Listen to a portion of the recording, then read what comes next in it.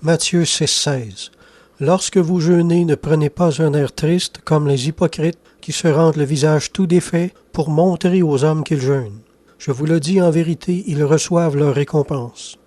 Toutes les œuvres bonnes peuvent être corrompues par la chair, et non seulement nous en faire perdre la récompense, mais nous charger même d'un péché.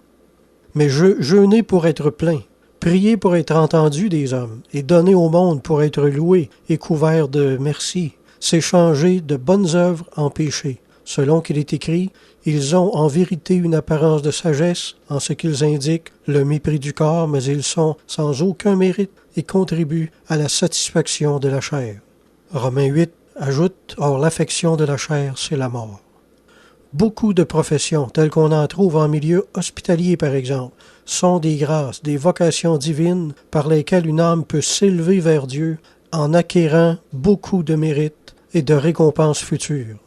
Mais si les soins qu'elle prodigue sont salis par l'impatience, souillés par l'irritation et maudites par la colère, alors cette profession fera descendre cette âme dans la défaveur de Dieu plus rapidement que si elle ne les avait jamais données. Une âme peut se perdre très efficacement en accomplissant une profession destinée à être une bénédiction et en la pratiquant de manière indigne et maléfique. Alors, qu'est-ce qui nous reste à faire? Allons-nous abandonner nos emplois de médecins et de gardes-malades parce que certains remplissent leurs fonctions avec des dispositions haineuses et scandaleuses? De même, allons-nous bannir le jeûne de notre service au Seigneur parce que des hypocrites jeûnent pour la chair?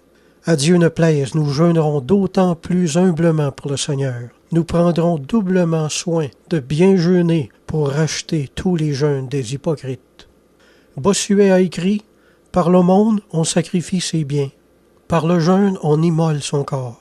Par l'oraison, on offre à Dieu ses affections, et pour ainsi dire, le plus pur encens de son esprit. » Amen.